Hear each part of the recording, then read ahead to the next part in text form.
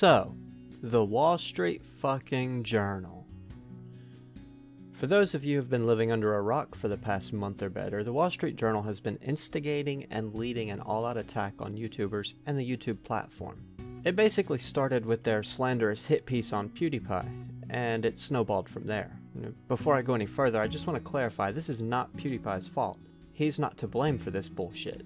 I've heard several people now either flat out say it's his fault, or imply that it's because of him that we're now having to suffer through this. And that's simply not the case. He did nothing wrong, he made jokes. They were clearly jokes. Maybe they were in bad taste, but name a single comedian out there who's not told a distasteful joke.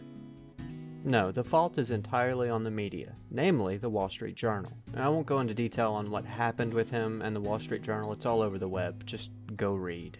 And I won't go into detail in regards to the aftermath either.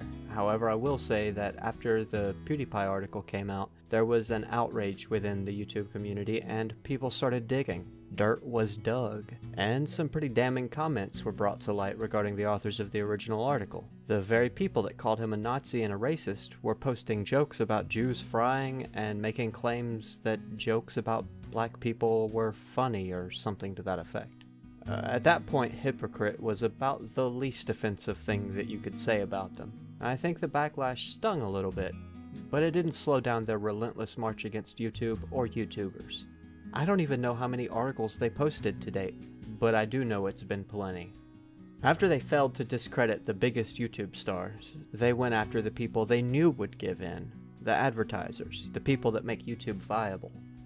They knew if you associate a brand with a bad image, the brand will jump on your dick faster than a $3 crack whore. So they took to their own platform and did what any self-respecting mainstream media outlet does best: lie and talk shit. The end result of this attack was a large portion of the big advertisers pulling out of their ad campaigns. And then, for good measure, they went on to imply the ones who had not pulled out were guilty of funding hate speech and extremism. This has resulted in a fairly significant backlash from the YouTube community. I mean, I feel like they've basically burned their YouTube bridge at this point. Their like to dislike ratio on their uploads has become a bit of an embarrassment. That said, they are still pulling in a decent paycheck off of our, and let me emphasize that, our fucking platform, to the tune of about $65,000 a month, roughly. I'd also like to point out that the Wall Street Journal's YouTube channel is still showing ads at the default rate, which is one advertisement every 10 minutes worth of video you watch. So basically, if you only watch 10-minute videos, you get an ad every video. But if you, say, only watch 5-minute videos, you'll get an ad every other video. In fact, you can test this. Go to the Wall Street Journal, watch a clip, wait 10 minutes, and then watch another. Wait 10 minutes, and then watch another. See if you don't get an ad each time. And then go watch a normal YouTuber, a relatively small or new YouTuber, and see what kind of ad counts you get on their content. At any rate, the point here is, they're still making a shit ton of money off YouTube, and they're still getting advertisements. Maybe we should boycott any company that advertises on Wall Street Journal's channel and website.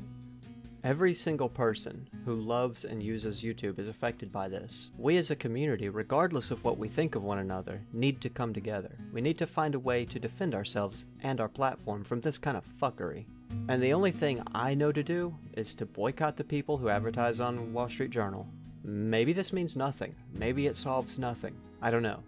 I'm grasping here. But what I do know is a lot of YouTube channels are going to or have gone to start asking for handouts. Myself included. I'll be putting in the description of my videos links to donate, links to paid subscription services like GameWisp, the merchandise store I'll be plugging. That way people who like my content can support my content.